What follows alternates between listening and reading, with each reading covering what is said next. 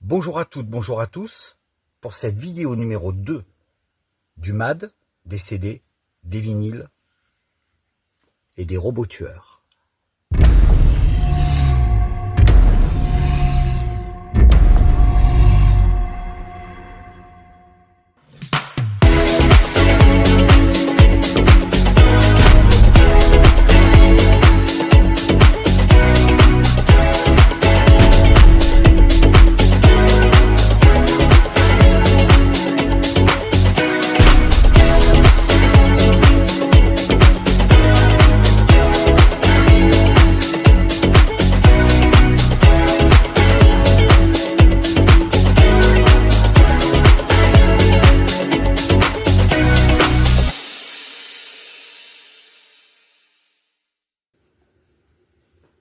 Eh bien, nous revoici pour la suite de ce deuxième épisode sur ma chaîne Mad Ciné Record, pour la deuxième vidéo.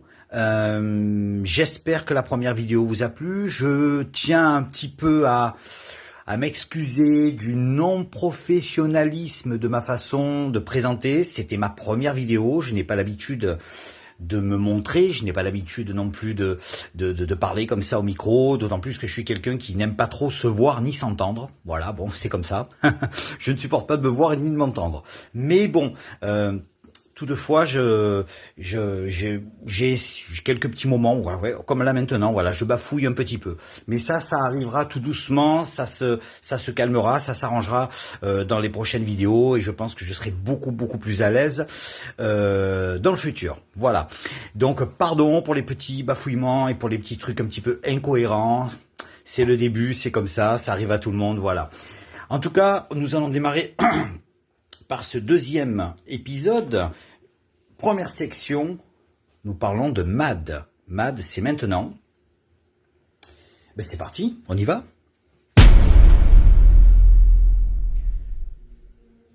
Et pour cette section MAD, je vous avais promis, je vous avais parlé que j'avais la collection Mad Movies.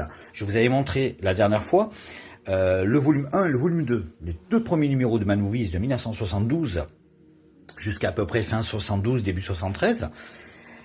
Le tout premier Mad Movies que j'ai acheté, ça a été le numéro 34. Bon, effectivement, il y a eu des numéros avant. Je l'avais acheté, je m'en souviens, j'avais 13-14 ans, un peu en cachette de mes parents, parce que c'est quand même assez... Le Mad Movies d'époque était quand même un Mad Movies assez trash comparé au Mad Movies de maintenant, ça n'a plus rien à voir. Déjà, la présentation, vous voyez, le Mad était plutôt à la verticale, alors qu'après on le retrouvera à l'horizontale. Le ciné fantastique était très prononcé. Dune de David Lynch avec Sting 2010, la suite de Peter Yams, la suite du chef-d'œuvre de Stanley Kubrick, et Michael Paré en couverture, notamment pour le fameux Philadelphia Experiment, que je vous ai présenté hier d'ailleurs en DVD, combo DVD Blu-ray. Razorback, Avoriaz 85, et le fameux Terminator, il est là. Il est là, Schwarzenegger. Ça, c'était vraiment une période incroyable. Alors, je vais faire attention de pas trop me faire spoiler, de pas trop me faire striker, pardon, sur YouTube, parce que bon, les Mad Movies d'époque étaient quand même assez, comment dire, assez trash quand même, hein. Ils étaient un petit peu plus trash que ceux qu'on a maintenant. Razorback, le Starfix, sublime. Alors, je suivais Starfix, je suivais SFX, l'écran fantastique, après il y avait Vidéo 7, il y avait Vendredi 13, et surtout Mad Movies, ça a été vraiment pour moi le magazine numéro 1 du cinéma fantastique. Les maquillages sont absolument incroyables. Wolfen, aïe, Wolfen, magnifique. Tous les trucages j'ai fait spécial. Alors ça c'est vraiment le numéro 34. Donc celui-là, ben, c'était le premier Mad Movies que j'avais acheté. J'espère un jour monter à Paris, peut-être pourquoi pas, aller visiter le Metaluna Store à Paris pour pouvoir justement acheter des Mad Movies d'origine à partir du numéro 22 et même des anciens. Je sais qu'ils sont un petit peu chers au détail, effectivement, mais bon, j'essaierai d'en prendre 2, 3, je vais voir parmi les numéros qui m'intéressait à l'époque. Mais ça, c'est le tout premier que j'avais acheté de Mad Movies. Alors, je vous montre les anciens Mad Movies et en même temps, je vous montre le numéro 100. C'est-à-dire qu'à partir du numéro 100, là, j'ai vraiment acheté tous les Mad et je me suis même carrément abonné pour tous les avoir. Voici le numéro 100. Alors, la prochaine fois, je vous montrerai le 101. avec un autre numéro. Alors, je dois avoir à peu près dans la quarantaine, cinquantaine, 60, surtout dans les 80-90, j'en ai pris beaucoup plus. Je vais vous montrer les anciens numéros avant le numéro 100 que j'ai. Il n'y a pas toute la collection complète, mais après le numéro 100, là par contre, je les ai tous. Même certains, j'en ai peut-être même un peu en double.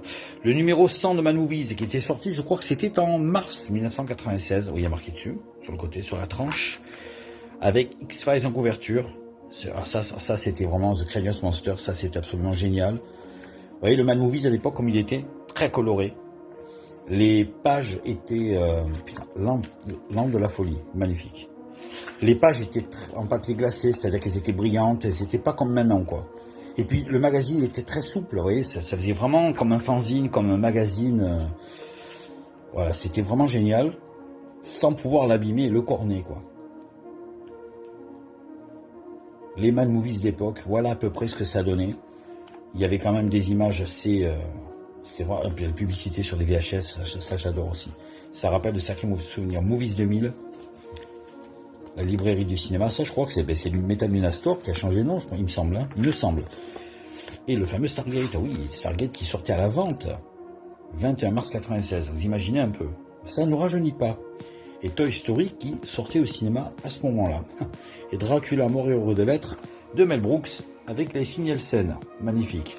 X-Files en couverture, ça, et puis aux frontières du réel, bien évidemment, troisième. Ça c'est vraiment un numéro que j'avais adoré acheter quand je l'ai pris. Et puis il y a eu aussi, je vous le montrerai dans la prochaine vidéo, il y a eu un poster dedans avec en couverture tous les Manmovies du numéro 1 au numéro 100. Prochaine vidéo, promis, je vous le montre.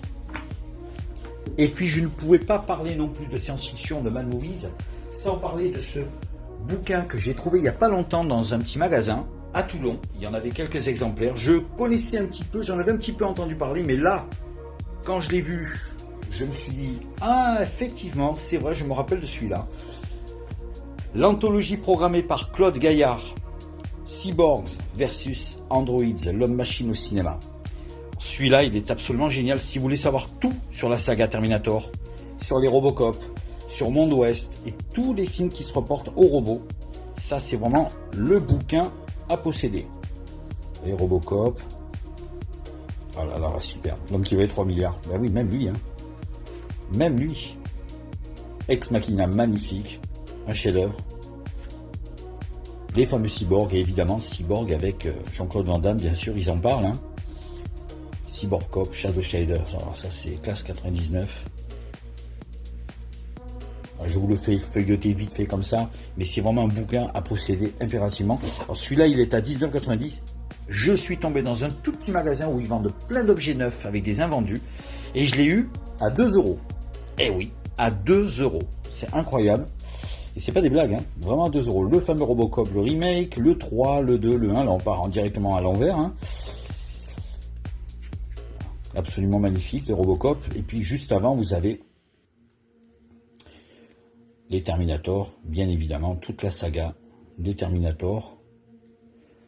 Voilà, là vraiment, je passe vite fait, bien fait, parce que bon, les affiches, évidemment, elles sont cultes. Hein. Arnold Schwarzenegger, évidemment, le film avec Conan, juste avant, 82, qui l'a vraiment fait connaître. Et le fameux Monde Ouest avec de Michael Crichton, avec Richard Benjamin, avec James Brolin, et bien sûr, Yul Brynner. Ça, c'est un chef-d'œuvre, ça, c'est un de mes top 10, un de mes top 20, un de mes top 10, un de mes films préférés, tout court.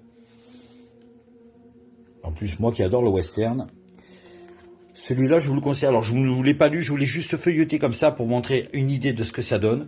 Mais je vous le conseille vraiment. Cyborgs versus Androids, l'homme-machine au cinéma, par Claude Gaillard. Voilà, ça c'est ce qu'il faut, l'anthologie. Alors, il y en a plein d'autres, évidemment, mais là, c'est vraiment l'anthologie. Ce qui est génial, c'est qu'en plus, le bouquin, regardez, on dirait le boîtier cartonné d'une cassette VHS. C'est génial, c'est magnifique. Alors, vous présentez ma petite collection DVD Robocop et Terminator sur le thème justement du livre de Claude Gaillard. Ben évidemment, on connaît tous le chef-d'œuvre de Paul Verhoeven, Robocop, le premier. La collection science-fiction, et oui, c'était une collection qui était sortie en papeterie. Et il y avait énormément de films dans cette collection. Et celle-là, était tout particulièrement sympathique. Bon, là, les jaquettes étaient pas mal. Bon, ils respectaient quand même plus ou moins le visuel. C'était pas mal. Après, il faudrait que je me trouve le premier. Celui-là, je le reprendrai certainement en Blu-ray, parce que ça, c'est un pur chef-d'œuvre. Robocop, je crois qu'on a tout dit sur ce film. Le chef-d'œuvre de Paul Verhoeven, suivi par celui-ci, le Robocop 2. Alors, le Robocop 2, Peter Weller, Nancy Allen. Celui-là, il est très bien. J'aime beaucoup. Le film est très bien réalisé. Les effets spéciaux sont très très bien. Le problème dans Robocop 2, pardon, c'est, je sais pas, c'est le gamin, quoi. Je dis pas que le gamin joue mal, mais je sais pas. Un gamin qui devient chef des trafiquants de drogue, enfin bref. Ça m'a un petit peu dérangé, quoi. Le gamin est un petit peu jeune, mais bon. C'est ça qui m'a peut-être un peu dérangé. J'arrive pas à me situer, j'arrive pas à accrocher avec ce personnage. Pourtant, le jeune acteur joue très très bien. Mais je sais pas. J'ai juste ça qui m'a vraiment... Après, tout le reste, le film était pas mal. Était même très très bien d'ailleurs. Tom Noonan dedans est absolument grandiose. Et 1993, alors ça c'est 87-90. 93, Fred Dekker, le réalisateur de Monster Squad et de La Nuit des Sangsues, nous réalise celui-ci, Robocop 3. Cette fois-ci, c'est Robert Burke qui remplace Peter Weller. Pas considéré comme un chef-d'œuvre. Moi, ce que j'aime dans ce Robocop 3, c'est que Robocop devient une sorte de produit, un jouet, quoi, en fait. Ça devient tout simplement un jouet. Là, à ce moment-là, il commence à avoir des gadgets sur lui. À la fin, même carrément, il vole. Beaucoup de personnes trouveront ça totalement bête et stupide, et ça, je le comprends. Mais je sais pas, j'ai bien aimé ce côté, justement, il devient une espèce de jouet vivant, quoi. Et j'ai trouvé que c'était intéressant de faire évoluer Robocop dans un milieu un petit peu pour les enfants. J'ai trouvé que c'était très bien. Le film est vraiment bon, les effets spéciaux, les maquillages et tout ça, bon, la mise en scène est sympathique. C'est vrai que ça vaut pas du tout celui de Paul Verhoeven, mais celui-là de Robocop est peut-être un peu moins politique, un peu moins le message est moins fort, moins puissant que dans le premier film, évidemment. Mais je sais pas, celui-là j'ai trouvé qu'il était très divertissant aussi. Bon, c'était pas le chef-d'œuvre du premier, ça c'est sûr. Le deuxième était très bien aussi, mis à part le personnage du gamin qui m'a un petit peu dérangé. Mais là, celui-là j'ai bien aimé. Le seul problème, bon, il n'y a pas Peter Weller, quoi. Voilà, malheureusement il n'y a pas Peter Weller. Mais j'ai beaucoup aimé ce Robocop 3 que je vous conseille aussi. Ça vous fait la trilogie totale. Et puis il y avait celui-ci, alors celui-là, 6 €, ben oui, je l'avais trouvé à 6 €, quasiment tout neuf. Alors celui-là, le Robocop 2014, c'est ça, 2014, le remake, le reboot, le re-torelé, le re de tout ce que vous voulez. Bon, évidemment, on ne peut pas se permettre de le comparer, c'est sûr et certain, aux 3 premiers films, tout particulièrement le premier. Gary Oldman, quand même, Michael Keaton, Samuel Jackson, bon, joli casting. Visuellement, le film, il est pas mal, hein, les effets sont pas mal, mais c'est vrai qu'on n'a plus le même effet de surprise qu'on a eu dans le premier film, évidemment. C'est spectaculaire, c'est sûr et certain, pendant 2 heures ça pète. C'est très bien fait, visuellement le film est beau, mais c'est vrai que bon, c'est un Robocop nouvelle génération. Moi je pense que ça aurait été peut-être mieux de faire un vrai Robocop 4, un vrai de vrai. Un petit peu comme la saga des Chucky, vous voyez les Chucky, le premier était génial, le deuxième était très bien, plus violent. Le troisième est un peu plus faible, et puis ça remonte la barre avec La fiancée de Chucky, qui lui, pour moi, est un vrai chef-d'œuvre. Là, c'est pareil. Là, ils auraient dû faire un Robocop 4 au lieu de faire un reboot et repartir à zéro. C'est dommage. Après, le Robocop en lui-même, il est sympathique, mais bon, il n'y a pas photo, quoi. Je pense que le premier, beaucoup plus charismatique, celui-là, quand même. Hein. Mais bon, on ne peut pas parler de Robocop sans parler de Terminator. Vous voyez l'affiche là ? Voilà, ben là ça ressemble tout simplement à Arnold Schwarzenegger. Terminator 1984, James Cameron, le premier avec Linda Hamilton. Celui-là, on a pratiquement tout dit sur ce film. Ça a été un électrochoc à Avoriaz en 85, un énorme succès. Schwarzenegger venait sortir de, on va dire, pas de 2 échecs, mais presque, parce que bon, Conan le Barbare en 82 a été un véritable carton. Ça a été un très beau film. Hein. Ça a été un film qui a énormément plu. John Milius, quand même, à la réalisation. Mais bon, c'est vrai que Conan le Destructeur était un petit peu plus commercial. et Calidor était un petit peu raté. Malheureusement, Schwarzenegger était parti en plein milieu du tournage, mais il est parti rejoindre James Cameron pour ce film. James Cameron qui juste après enchaînera sur Aliens le retour. Au secours, au secours. Je crois que Aliens le retour, alors ça a été un électrochoc au cinéma. Ça, on parlera de la saga Alien plus tard. Terminator, 1984. Celui-là, je l'avais vu pour la première fois, c'était sur la 5 à l'époque, c'était en 88 je crois, ou 89. C'était sur la 5. Et ça a été, c'était un plaisir fou, quoi. Un plaisir fou. D'ailleurs, la même semaine, il était passé Conan le Barbare aussi. Donc, du coup, voilà. Voici une autre édition. Là, c'est MGM. Là, c'est une autre édition. C'est pareil, MGM, pareil aussi. Jaquette différente. Pour Terminator, je ne les ai pas en Blu-ray, mais je compte les prendre en Blu-ray. Hein. Mais la qualité des DVD sont très très bien déjà. Voilà, la jaquette a été un petit peu plus, voilà, plus ou moins, on va dire, améliorée si on veut. Disons que c'est différent, quoi. Le visuel, voilà, le visuel est très beau. Je trouve que c'est sympa. Et on peut pas ne pas parler sur celui-ci. Évidemment, celui-là, en 91, à sa sortie, ça a été une bourrasque, un tsunami. Terminator 2, le jugement dernier de James Cameron. Celui-là, bon, ça, je crois que c'est le meilleur de toute la saga. Hein. Mais il surpasse même visuellement. Mais même, je trouve qu'il surpasse pratiquement, quoique le premier est vraiment terrifiant. Ce côté terrifiant dans le premier, on l'a, mais dans le deuxième, on l'a un peu moins, sauf que il y a quand même le T-1000. Le T-1000 est vraiment terrifiant. Il est même plus terrifiant que le T-800 dans le premier film, effectivement. Le T-1000 avec Robert Patrick, et puis évidemment la bande originale signée les Guns N' Roses. Je crois que là, on a tous dansé et on a tous fait les fous sur You Could Be Mine. Terminator 2, la version single, les versions DVD, les versions longues, j'en ai pas, j'ai juste pris les singles pour l'instant, et les versions DVD simples. Et quand on achetait des cassettes VHS à l'époque, comme Le Silence des Agneaux, comme Dracula, les cassettes vidéo comme Total Recall, qui étaient sorties chez Columbia, eh bien on avait des cassettes offertes. Moi j'ai la cassette de Dracula de Coppola avec le making of, qui était offerte, je crois, avec Le Silence des Agneaux, et avec Total Recall, ils avaient mis celle-ci, Terminator 2, le tournage du film, la VHS. Et oui, la petite VHS qui était, vous voyez, Not for Sale. Voilà. Elle était offerte avec voilà. Elle était offerte avec Total Recall.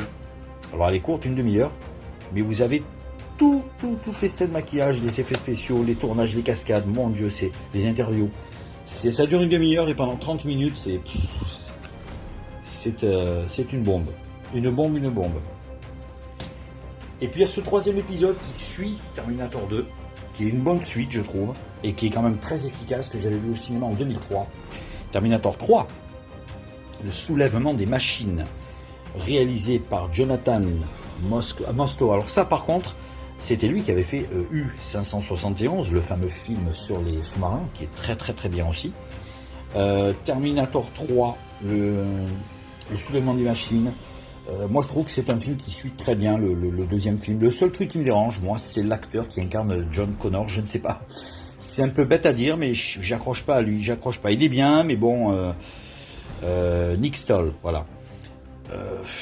Pas mal. Moi je me serais démerdé en tant que réalisateur ou en tant que producteur.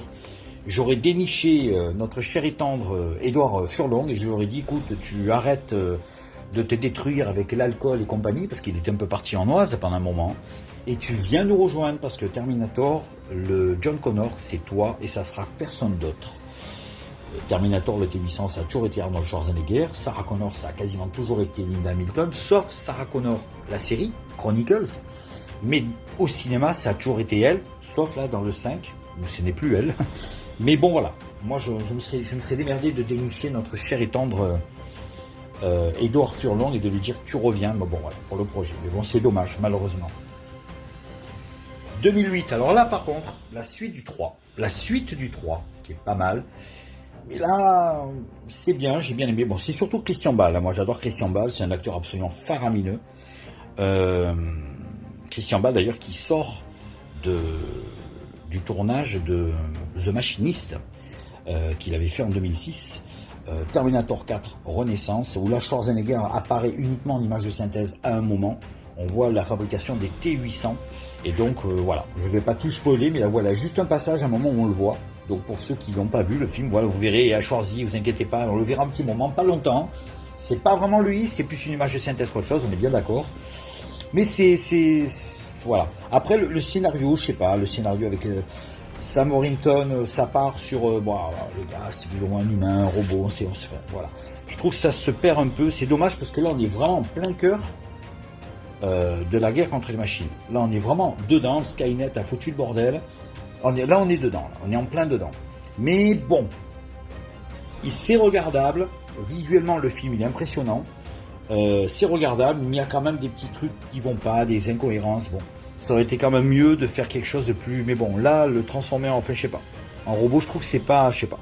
Ça m'a un peu dérangé. Je me suis dit, qu'est-ce qu'ils veulent, de quoi ils veulent parler. Bon, enfin bref.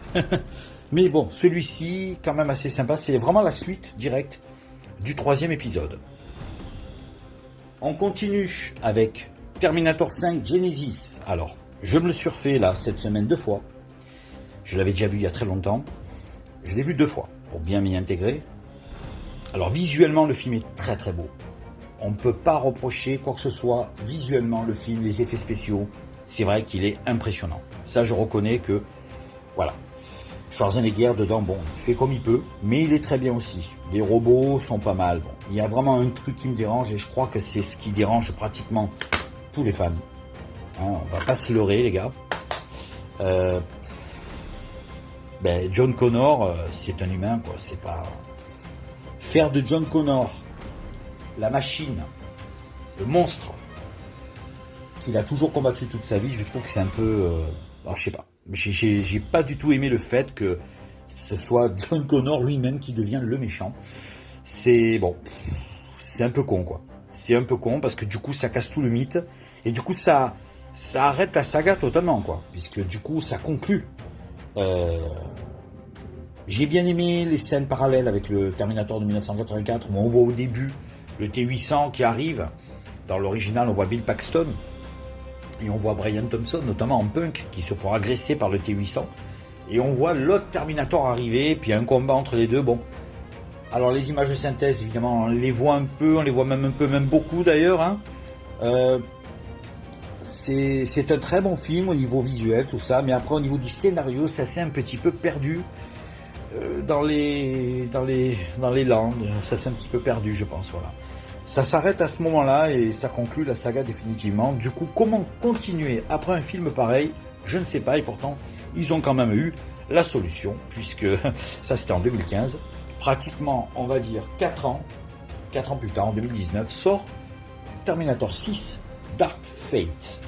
Alors, film beaucoup critiqué, film adoré, voire adulé. Eh bien moi j'ai adoré.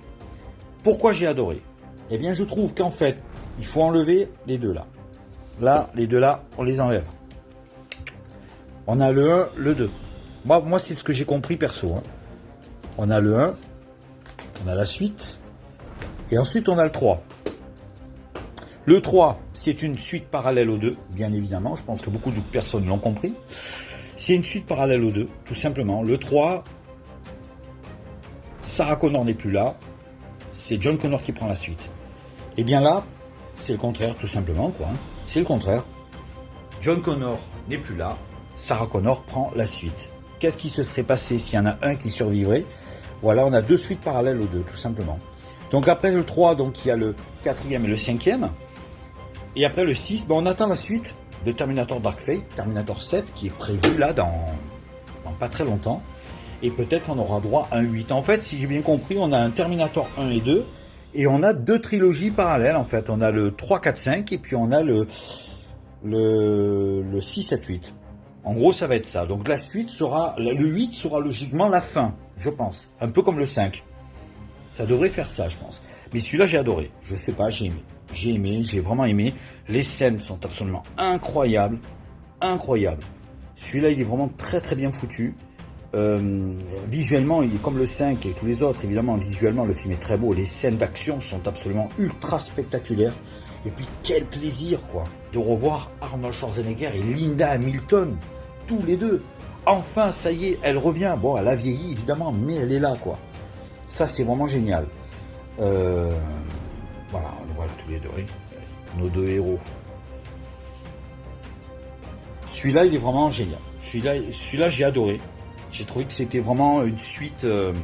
Après, Beaucoup de gens n'aimeront pas, hein, ça c'est sûr. Hein. Comme on dit, chacun ses goûts. Moi, je vous dis juste les miens. Hein. Mais voilà, je trouve que le 1, 2, 3 et le 1, 2, 6 sont vraiment deux trilogies parallèles.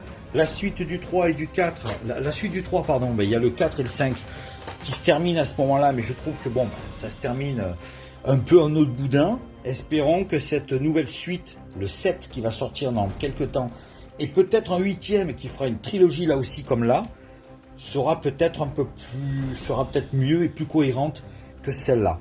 Mais en tout cas, voilà. Bon, évidemment, tout ça, ça ne vaut pas les deux premiers, ça c'est sûr. Les deux premiers sont ultra cultes. Voilà. Mais bon, voilà pour ma petite collection Terminator. Oh, je vais rentrer ce petit bordel là, je vais le ranger, vous allez voir. Et puis à ceci aussi. Ça, c'est un coffret que j'ai piqué à mon fils. Il a son coffret Terminator quadrilogie avec les 4 premiers dedans en fait. À l'époque, j'avais pris les 4 premiers. Voilà. Et puis il y a donc le coffret, regardez, il est là. Avec les 4 films. Les 4 premiers films ensemble. Magnifique, hein. Super. Voilà. Ça, c'est le coffret trilogie qui était sorti, il y a un petit moment déjà. Hein. Ben, en 2009. Il est sorti en 2009, juste un peu après la sortie du 4e film. Voilà ma petite saga Terminator. Alors là, maintenant, on va passer directement à la section Records. Et on continue la section Records dans l'univers du rock. C'est parti.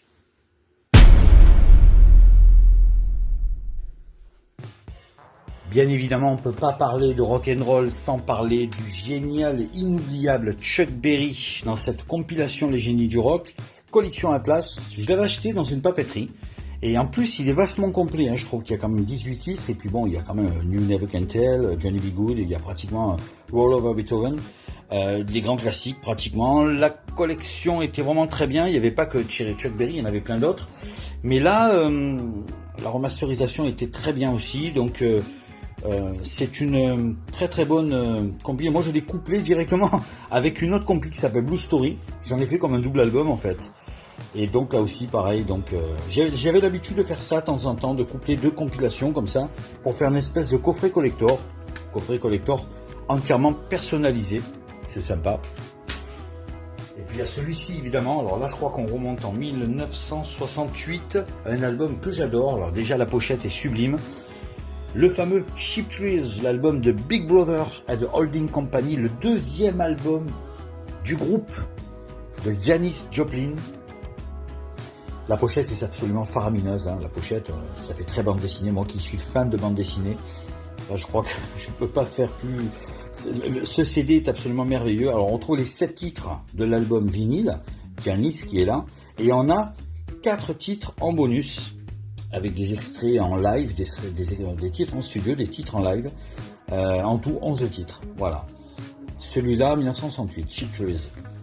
Je vous le conseille, si vous aimez le rock, blues, du rock un peu progressif, du rock un peu psychédélique, bien évidemment, mais surtout, de temps en temps, des bonnes nappes de blues. Celui-là, c'est vraiment un album à avoir. Et je ne pouvais pas m'empêcher, en ayant cet album, d'avoir le vinyle, bien évidemment. Celui-là en vinyle, c'est un pur bonheur. Un pur bonheur. Le voilà avec sa belle pochette. Il est magnifique. Janis à l'arrière. Et puis vous avez donc un magnifique Gatefold. Regardez, je vous montre. Hop là. Voilà le fameux album Cheap Thrills, Big Brother and the Holding Company. Leur deuxième album sorti en 1968. Alors... c'est sorti chez Columbia, évidemment, Columbia CBS. En plus, c'est fait vraiment à l'ancienne, on dirait vraiment les anciens macarons d'époque. Le disque est magnifique. Voilà. Il est superbe. Ça, c'est vraiment, voilà. Je vous conseille, si vous ne le connaissez pas, je ne peux que vous conseiller de l'avoir, de l'écouter, de le posséder et de le garder à vie. Parce que celui-là, ben, il vaut tous les pesos du monde. C'est un des plus beaux albums que j'ai entendu, un des meilleurs albums rock qui puisse exister. Alors sa pochette en plus, hein, elle est absolument magnifique. On continue dans le rock et le blues. Après Chuck Berry, un autre artiste noir que j'adore, John Lee Hooker, 1989. Celui-là d'album est absolument somptueux, The Healer, le guérisseur. J'adore cet album, il y a énormément de collaborations dans cet album. Le premier morceau, The Healer, C'est un morceau absolument magnifique avec, on entend de la flûte de Pan notamment.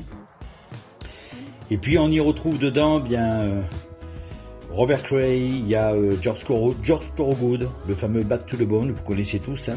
Il y a les Los Lobos, et oui, ceux qui justement avaient signé La Bamba pour la bande originale du film. Il y a même des interventions d'un certain Carlos Santana.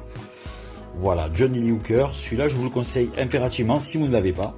Alors je ne l'ai qu'en CD, il existe en vinyle. J'espère de tout cœur y tomber dessus en vinyle. Je crois que bon, il doit être assez facile à trouver. On parlait de Carlos Santana, il y a celui-ci aussi qui est très bien.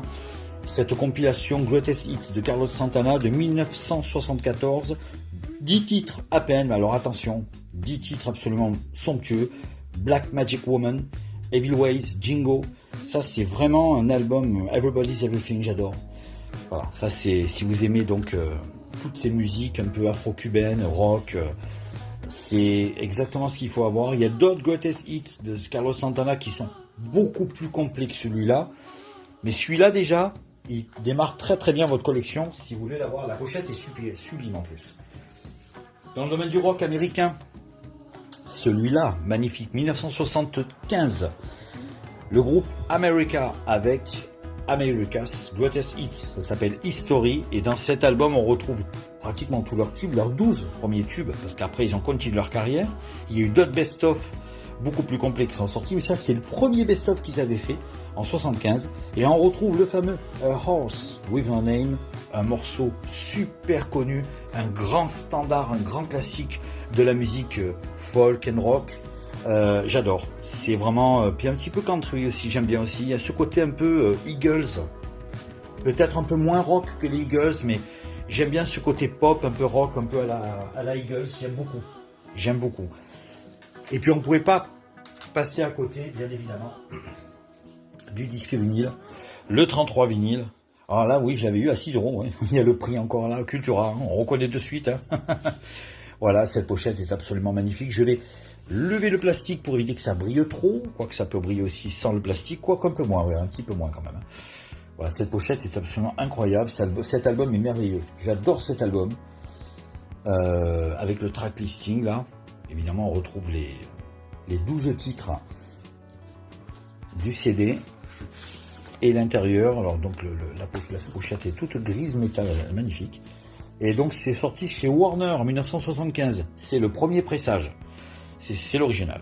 C'est pas une réédition. D'ailleurs, il est pas très épais par rapport aux rééditions. Voilà.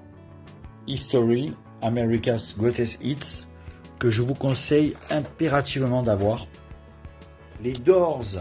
Voici donc les 2 CD que je possède pour l'instant. Je compte acheter tous leurs albums en vinyle. Quand je les achèterai, je vous les montrerai. Voilà.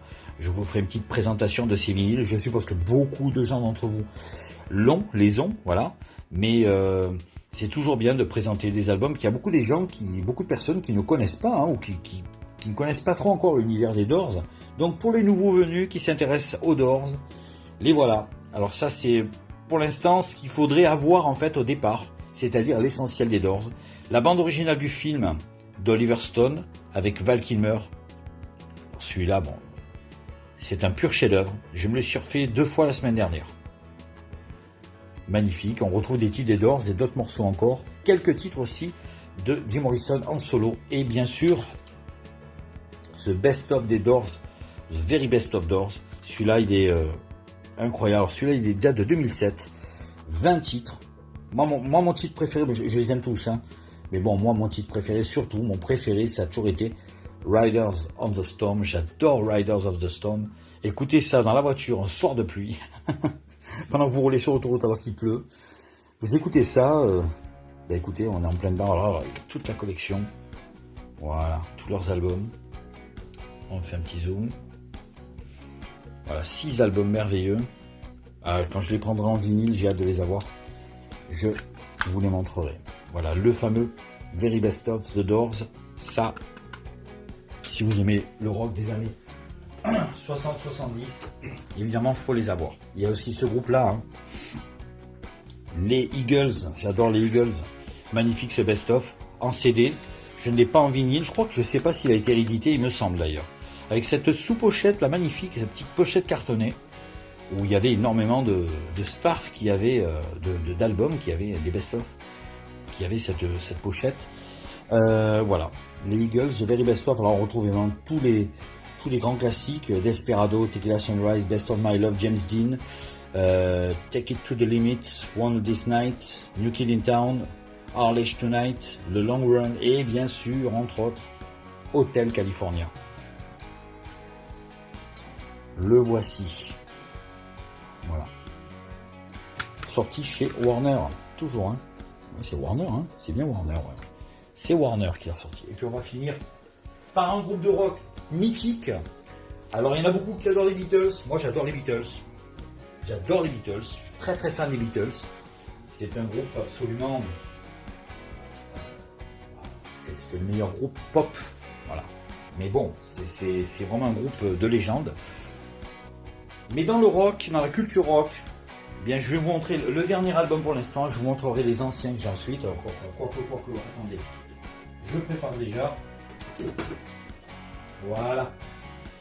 Et là, il y a les Rolling Stones, quoi. Ah. Que serait devenu le rock sans les Rolling Stones? C'est pas possible. Et surtout cet album, quoi. Sticky Fingers. Celui-là, avec la fermeture éclair, hein, la fameuse fermeture éclair. Voilà. Celui-là est absolument merveilleux. Je l'ai trouvé il n'y a pas très longtemps. On retrouve dedans, donc je vous sors la pochette directement, le disque, il y a tout dedans, alors c'est magnifique. Les voilà, ils sont là, les Stones. La petite sous-pochette est un petit peu abîmée, il va falloir que j'en trouve une neuve, que je la change évidemment. Je ne vais pas la laisser comme ça, bien sûr. Et le fameux, voilà, le fameux vinyle.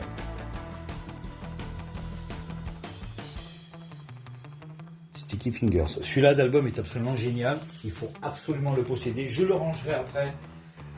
Grâce à Damien de la Cellule Records, un magasin de disques qui se trouve dans les centres-villes de Toulon. Eh bien, j'ai pu me procurer celui-ci qu'il m'a mis de côté il y a quelques temps, il y a quelques mois, là, il n'y a pas très longtemps d'ailleurs. Je crois que c'est début de cette année. Le fameux Tattoo You. Celui-là est absolument merveilleux. Regardez cette réédition avec l'ancienne pochette à l'arrière. La première pochette et la réédition. Alors celui-là, c'est une édition, on va dire collector, parce qu'on retrouve les 10 titres de l'album d'origine, mais on retrouve aussi 10 titres qui ont été rajoutés.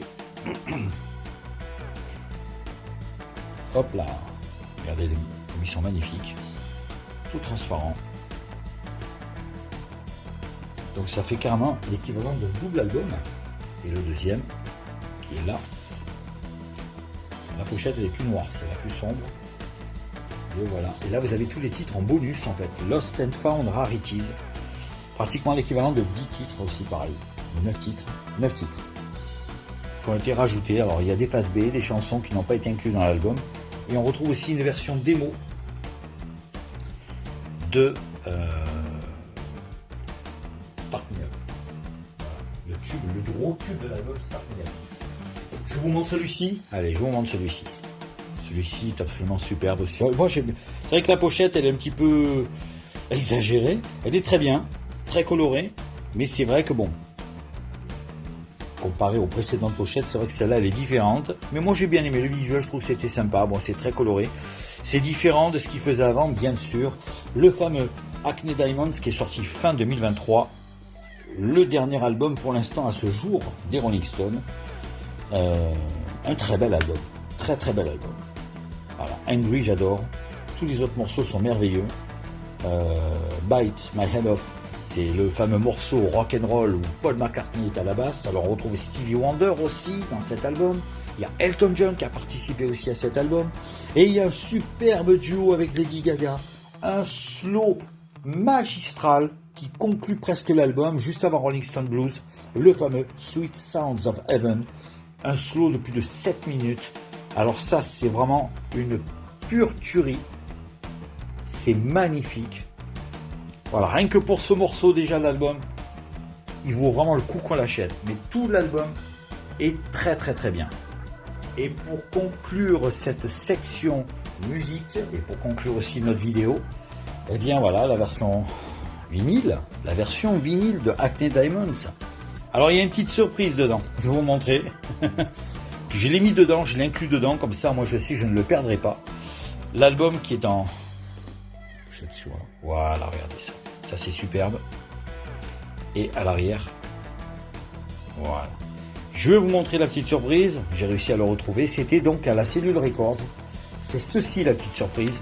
Voilà. Alors je vous montre juste le 33. Voilà, le 33 est là avec son petit macaron. Ah, magnifique. Hein. Ça par contre c'est super beau je trouve. En version diamant. Leur logo en version diamant. L'album.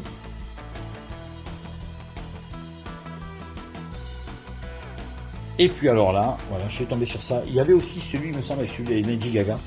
Angry, des Rolling Stones. C'est quoi? Eh bien c'est tout simplement un 45 tours. Mais un 45 tours plus petit que le format d'un maxi 45 tours, plus petit que le format d'un 33 tours, mais plus grand que le format d'un simple 45 tours. Voilà, c'est un 45 tours géant. Alors vous n'avez dedans qu'un seul titre, qu'un seul et unique titre. Je vais vous montrer. Il y a une sous-pochette, comme un tout petit album. Il n'y a qu'une seule chanson qui tourne en 45 tours. Ce n'est pas un 33 tours, c'est un 45 tours, avec le titre Hungry. Et par contre, ce que je peux vous dire, c'est que le son est absolument puissant. Parce que là, 45 tours plus grand que la normale, donc ils ont enregistré le son un peu plus fort que d'habitude. C'est presque l'équivalent du son de maxi 45 tours en fait. Voilà.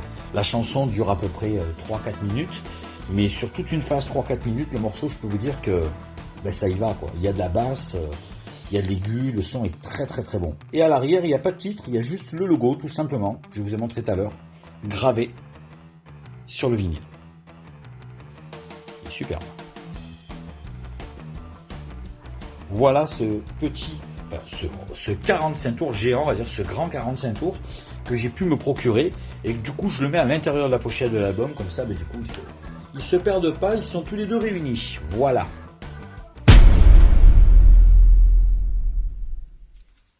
Et voilà, j'espère que cette petite vidéo vous a plu. Si vous voulez mettre des commentaires, allez-y, abonnez-vous, faites sonner la petite cloche, je serai hyper heureux de vous répondre dans les commentaires et pour qu'on puisse partager nos passions ensemble. Ben écoutez, je vous donne rendez-vous à la prochaine vidéo. Salut les mads!